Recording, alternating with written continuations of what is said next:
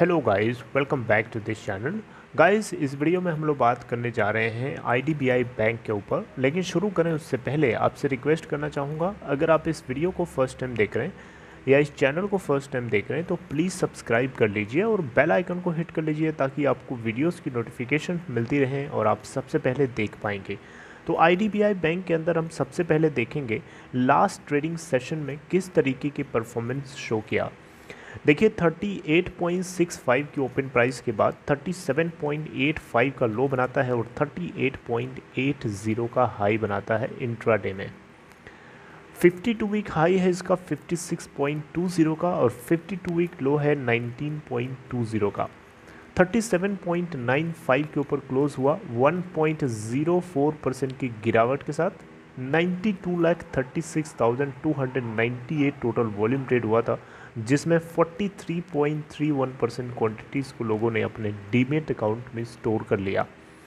वहीं हम बात करें total number of shares traded on BSE, तो इस प्लेटफॉर्म पे 6,60,052 शेयर्स ट्रेड हुए, जिसमें से 53.04% डिलीवरी उठा ली गई। 37.95 की क्लोजिंग प्राइस है और मार्केट कैप देखें तो IDBI bank 40,805.37 crore market cap के साथ अभी भी लार्ज कैप की कैटेगरी में। आपको पता है आईडीबीआई बैंक सरकारी बैंक है। सरकारी बैंक इसलिए है क्योंकि आईडीबीआई बैंक के अंदर अभी भी मेजॉरिटी स्टेक में एलआईसी ही ओन करता है और उससे थोड़ा सा जस्ट कम अगर हम देखें तो गवर्नमेंट ऑफ इंडिया ओन करती है, लगभग 49% के आसपास। राइट, आई डोंट नो कि मैं फिगर सही बता रहा हूँ क्योंकि मैं अपने मन से बता रहा हूँ, मैं कोई वेबसाइट को यूज़ करके अभी नहीं बता रहा हूँ। बहरहाल जो भी है, लेकिन यहाँ पे उस चीज़ को हम लोग डिस्कस नहीं करने जा रहे हैं। एक न्यूज़ के बारे में डिस्कस करना चाहूँगा, आइए जानते हैं। देखिए, न्यूज़ को हम शुरू करें उससे पहले आपसे एक जनरल सी बात करेंगे, बात करना चाहूँगा। जैसे मान लीजिए कोई कंपनी है, वो कंपनी कोई बैंक है बेसिकली। वो बैंक अगर किसी कंपनी को, मान लीजिए कोई कंपनी है XYZ, उस कंपनी को लोन दिया और वो कंपनी जो है बैंक को लोन टाइमली वापस नहीं कर पा रही है, तो इस केस में लास्ट स्टेज में कंपनी के बैंक के पास क्या ऑप्शन बचता है? जो उस कंपनी ने सिक्योरिटी दे रखी थी उस लोन के अगेंस्ट में, उस सिक्योरिटी को बैंक्स क्या करेंगे? फर्निश कर लेंगे। या फिर अगर वो भी नहीं है, ठीक है, अनसिक्योर्ड लोन बांट रखा है बैंक ने, तो एट द एंड मतलब लास्ट में क्या कर सकता है? लास्ट में वो कंपनी को लिक्विडेट कराने के अलावा कोई ऑप्शन नहीं बचता है। राइट, अब सारा फसाई एक्ट के तहत जो है बैंक उसके ऊपर अपना कब्जा करेगा और उस कंपनी से जुड़े हुए जितने भी एसेट्स हैं, इक्विपमेंट्स हैं, मशीनरी सिस्टम जितना भी है उनका जो प्रोड्यूस करता है, उन सभी को ऑक्यूपाई करके उन सभी को लिक्विडेट करा के बेचना और जितना भी वहाँ से रिकवरी हो सकती है उतना उठा लेना। तो आपको क्या लगता है, कोई बैंक अगर इस तरीके का काम करेगा तो बैंक जितना इन्वेस्टमेंट करा होता है क्या उतना उसको लिक्विडेशन के बाद मिलता है? क्या ऐसा पॉसिबल है? नहीं, ऐसा नहीं होता। लिक्विडेशन के पास काफ़ी कम अमाउंट होता है क्योंकि वही कंपनी लिक्विडेट होने के कगार पे खड़ी होती हैं जो टाइमली पे करने के लायक नहीं बचती हैं। इसका मतलब उनका बिजनेस बहुत ही ज़्यादा डिटेरियोरेट हो चुका होता है ऑलरेडी। तो यहाँ पे इस केस में जो मैं आपसे शेयर कर रहा हूँ, आईडीबीआई बैंक के साथ में भी कुछ ऐसा ही है। इस बैंक ने यहाँ पे आप देख सकते हैं, एक्चुअली में देखा जाए तो आईडीबीआई बैंक ने 2019 में एक कंपनी थी जिसके खिलाफ जो है इन्होंने इंसॉल्वेंसी प्रोसीडिंग्स जो है, बैंक्रप्सी प्रोसीडिंग्स जो है इन्होंने शुरू करी थी अगेंस्ट। कंपनी का नाम है शिवा इंडस्ट्रीज़, ठीक है, ये इंडस्ट्री थी शिवा इंडस्ट्रीज़। तो शिवा इंडस्ट्री के अगेंस्ट में इन्होंने एक प्रोसीडिंग शुरू करी थी बैंक्रप्सी की, और अब जा कर के दूसरे तरीके की सिचुएशन आ गई है। अब ये प्रोसीडिंग्स आगे कंटिन्यू नहीं होगी, बल्कि आईडीबीआई बैंक ने खुशी खुशी एक्सेप्ट कर लिया है वन टाइम सेटलमेंट।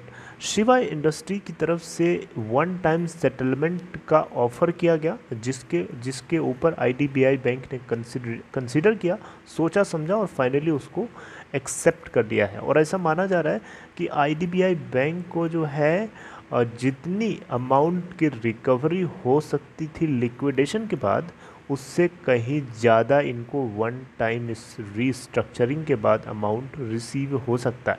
तो डेफिनेटली बैंक के लिए अच्छी बात है। इनको अगर लिक्विडेट करके मान लीजिए एक्स अमाउंट आ रहा था, तो अब लिक्विडेशन के बिना वन टाइम रिस्ट्रक्चरिंग प्रोसेस से, वन टाइम स्ट्रक्चरिंग प्रोसेस से एक्स प्लस समथिंग आ रहा है, तो ये बैंक के लिए अच्छी बात है। और दूसरी साइड से अगर हम देखें तो कंपनी का जो ओनर है उसके लिए भी अच्छी बात है, क्योंकि उसकी कंपनी लिक्विडेट नहीं हो रही है, उसके सामने एक ऑप्शन खड़ा है कि वो उस कंपनी को हाथ पैर पटक करके किसी भी तरीके से उसको चलाए। राइट। देखिए, शिवा ग्रुप जो है, मैंने अभी जो नाम लिया शिवा इंडस्ट्रीज़, ये एक तरीके से देखा जाए तो इस इंडस्ट्री के जो प्रमोटर्स हैं शिवा इंडस्ट्रीज़ के, वो एक तरीके से एयरसेल जो कंपनी बंद हो चुकी है उसके फाउंडर का एक हिस्सा था। राइट। जिनके नाम है यहाँ पे सी शिवासन करण ग्रुप। ठीक है। तो यहाँ पे आईडीबीआई बैंक ने इनके खिलाफ जो है एक सीबीआई केस भी फाइल किया है। जी हाँ, आप सही सुन रहे हैं। सीबीआई यानी आपको पता है ये जांच करने की एक एजेंसी है इंडिया के अंदर जो कि टॉप रैंक पे है। तो इन्होंने एक सीबीआई जांच भी डिमांड करी है कि इन्होंने बैंक्स के साथ फ्रॉड क्यों किया। तो यहाँ पे इस चीज़ को लेते हुए ध्यान में आईडीबीआई बैंक ने इन्फॉर्म किया है सीबीआई को भी कि वो भी एक तरीके से वन टाइम स्ट्रक्चरिंग को एक्सेप्ट कर ले रहे हैं। और इन्होंने कंफर्म किया कि जो सीबीआई जांच जो होगी, उसकी जो प्रोसीडिंग्स चलेंगी, उसको किसी भी तरीके से वो जो है किसी भी तरीके से ओटीएस प्रोग्राम को इंटरफेयर नहीं करेगा। बात समझ रहे हैं मेरी कि नहीं समझ रहे हैं? यानी जो क्रिमिनल इन्वेस्टिगेशन प्रोसेस स्टार्ट होने जा रहा है क्या नाम था इनका, शिवासन करण ग्रुप के खिलाफ, वो किसी भी तरीके से उनके द्वारा दी गई वन टाइम रिस्ट्रक्चरिंग ऑफर को अफेक्ट नहीं करेगा। राइट। दोनों एक दूसरे से इंडिपेंडेंटली काम करेंगे। अब यहाँ पे एक दिमाग में क्वेश्चन आता है कि कितना अमाउंट रहा होगा। तो देखिए, आईडीबीआई बैंक जो है एक लीड लेंडर के रूप में यहाँ काम किया और ये क्लेम किया है कि 5,000 करोड़ रुपए का लगभग अमाउंट था और इन्होंने कंपनी के खिलाफ बैंक्रप्सी प्रोसीडिंग्स जो है इनिशिएट करवाई थी 2019 में, जैसा कि मैंने आपको भी शुरू में बताया था। अब देखें तो इसमें से इंटरनेशनल एसेट रिकंस्ट्रक्शन कंपनी जो कि 22% के आसपास हेल्ड करती है, 5,000 करोड़ का 22% हिस्सा तो सिर्फ IARC का है और 17% हिस्सा इसमें आईडीबीआई बैंक का है। यूनियन बैंक ऑफ इंडिया 12% हिस्सा ओन करता है इसमें। आप देख सकते हैं लगभग 500 करोड़ से ज़्यादा यूनियन बैंक का है यहाँ पे फंसा हुआ। LIC है, SBI है, यस बैंक है और बैंक ऑफ इंडिया। ठीक है, ये कुछ और लेंडर्स हैं। तो लगभग टोटल अमाउंट है 5,000 करोड़ रुपए जो कि आईडीबीआई बैंक के द्वारा क्लेम किया गया, which is a lead lender in this whole consortium.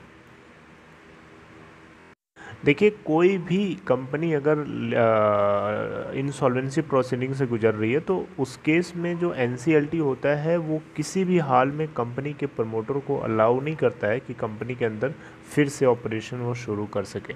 लेकिन जो बैंक्स होते हैं, जो लेंडर्स होते हैं, अगर उनकी मेजॉरिटी 90% ऑफ लेंडर्स अगर एग्री हो जाते हैं वन टाइम रिस्ट्रक्चरिंग के लिए, तो उस केस में ऐसा मान लिया जाता है कि कंपनी के अंदर जो ऑपरेशंस हैं वो चाहे तो प्रमोटर अपने अकॉर्डिंग चल सकता है on the basis of the deal which has been completed between lender, 90% lenders and promoter, जो कि है वन टाइम स्ट्रक्चरिंग। तो आई होप कि आप मेरी बात समझ पा रहे हैं। और इस तरीके से आईडीबीआई बैंक को जितना अमाउंट रिसीव हो सकता था, ठीक है, उससे कहीं ज़्यादा इस बार इनको मिलने वाला है। Right. So this is all in this video. I hope you like this information. अगर आपको ये कंटेंट अच्छा लगा तो आप इसे लाइक कर सकते हैं और डिस्क्रिप्शन बॉक्स में दिए हुए लिंक को क्लिक करके अगर आप चाहें तो अपस्टॉक में अकाउंट ओपन करा सकते हैं। See you guys next time, take care.